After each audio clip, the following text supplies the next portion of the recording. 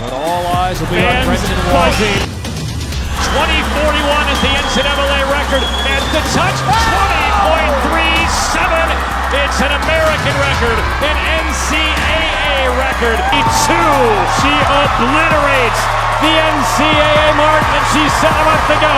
Greatness is here in Georgia. I just wanted to go as fast as I possibly could, and I think I did that. Gretchen Walsh is the fastest swimmer in NCAA history. There she is right here. We're gonna watch the 100 freestyle first in full normal speed. Then I'll give some commentary and my analysis. And then I'm gonna share the 50 freestyle and show what you guys can learn from such an incredible swim. She's right there, obviously destroying the field right off the wall. She's out in a 10.1 to the feet. There's a 15-meter mark. Keep an eye on where she is relative to that. Clean breakouts. And yeah, just a lot of speed here. Coming into the 50 mark, she splits a 21.4. That second 25 was an 11.2, which is blazing fast. She's got a full, pretty much body length lead now. Heading into the final turn, that third 25, she splits an 11.76. And there's that last underwater, just destroying the field. The crowd is going nuts. Look at that full body length lead into the finish, and that's a 44.83. Absolutely flying. Her last 25 was an 11.6. So we're gonna go ahead and slow this down. Let's do some analysis and see what you guys can learn from this, because that's really what it's all about. So there she is right there. I'm actually gonna zoom in a little bit so you guys can see that. There she is right there. Now watch the start and watch how fast she is off the blocks. The reaction time, all of that stuff, it's really, really important. So here we are in a 25% speed. They're gonna grab the block. Let me go ahead and, there we go. And really pay attention to how she enters the water, not just the reaction time. Everyone comes off the block actually faster than her. You'll see this in the 50 freestyle as well. There's the beep. Everyone's kind of moving ahead of her, but look at how clean that entry was. So smooth. And she actually disappears into the water. Let's put it at half speed. She's like gone, disappeared under the water. There's the 15-meter mark, which she barely gets up before. Pretty wild, pretty wild. Let's go ahead and zoom in here into the first wall. Let's go ahead and put this back to normal speed. A lot of speed. Now pay attention to how big her distance per stroke is. Huge walls, but also big distance per stroke. Look at that tempo. I mean, she's basically going 11 seconds per 25. And in order to do that, you have to generate so much speed. Let me know what you guys think down below in the comments, because if you're not from the United States, to understand how incredible a 44 is for a female, it is mind-blowing, right? No swimmer has ever gone this fast. Now I'm gonna give a little bit of a hot take towards the end of the video, so stay tuned for that on why I think she's going so fast and what I think this means for swimming overall. And do I think it's really as fast as the media is hyping it up to be? Because we have long course to come this summer. Now let's go ahead and do it one more time. I wanna go ahead and just watch it in normal speed, add some commentary, add some pauses. There she is again, right there. Now remember, it was all on that underwater, great power, amazing under dolphin kicks. So she said in an interview after the race, she takes 10 dolphin kicks underwater to get to 15 meters. She used to take 12 dolphin kicks, or maybe it was 11, something like that. She's actually gotten so much more powerful in her dolphin kicks that now she doesn't have to take as many, she can go further. And you can see how much power per dolphin kick she's getting underneath the water. Look at the distance per stroke. She's not taking a lot of strokes and she's moving really, really fast. Just goes to show how important technique is, because if you don't have the right technique and you're not able to apply the right power all the way through the stroke, you're not gonna be able to carry that and transfer it into each stroke. And look at that, she's like a dart moving on top of the water.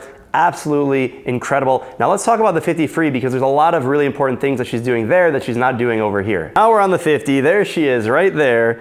And there's a lot of different things to break apart, but I'm just gonna watch this and react to it in real time. Okay, last off the blocks, blows past everyone on the underwater, maybe passes 15 meters, doesn't take a lot of strokes, boom, flip, turn, underwater, pushes to, there's a 15-meter mark, just behind 15, that was about 14 meters on the breakout. And then a floater into the finish, good extension, but definitely a floater.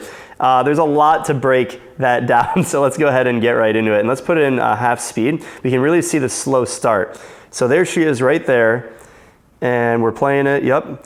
Now pay attention to how slow she is to get off of the blocks. There's the beep, She's last off the blocks, but it doesn't matter if she enters in a little tiny hole, rockets so much speed underwater. And look at how many strokes, well, first of all, let's look at 15 meters, right? So she basically, in my opinion, is borderline passing 15 meters.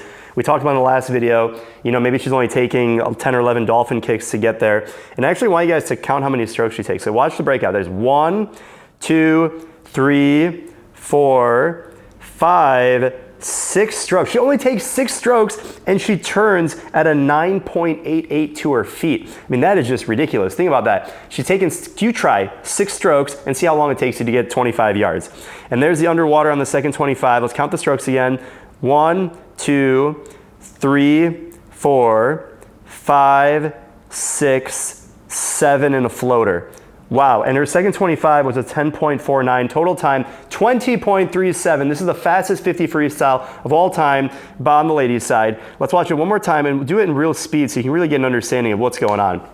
I think there is so much room for her to go faster, actually. I know a lot of people have been talking, oh my God, 20.3 is so ridiculous. She went 20.4 in the prelims. And when you watch her stroke, it's like, yeah, she should be going like a 19. I mean, if she just puts, you know, I'm just giving some critical analysis here. She should be able to go at 19 if she pushes the second underwater with one more dolphin kick and she has a little bit more explosiveness on each of the strokes. Meaning she could probably take one more stroke on each 25, gets a little bit stronger, a little bit more power. She's going 19.8, 19.9, no problem.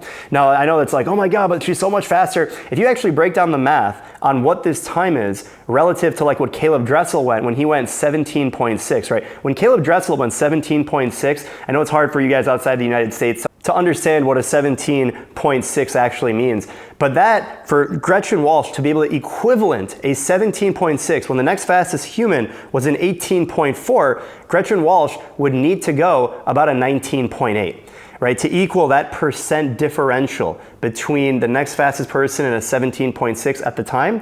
For the female side, next fastest was a 20.79. To equivalent that kind of a drop, we need to see a 19.8. And I think Gretchen Walsh is capable of going a 19.8. You guys let me know what you think in the comments. The fact that she looks so smooth, like a dart on top of the water, means she's gonna be really fast in long course. This time, I believe, converts to about a 23.4, which would be under the world record. I certainly think, you know, if Sarah Hoistrom was in the pool right now, she'd have something to say about that, but we've never seen her in a 25-yard pool in a tapered event. So we'll have to see what happens in the long course version. This is an Olympic year. I'm very excited. Let me know what you guys think down below in the comments, and stay tuned for men's NCAA analysis. Let's go.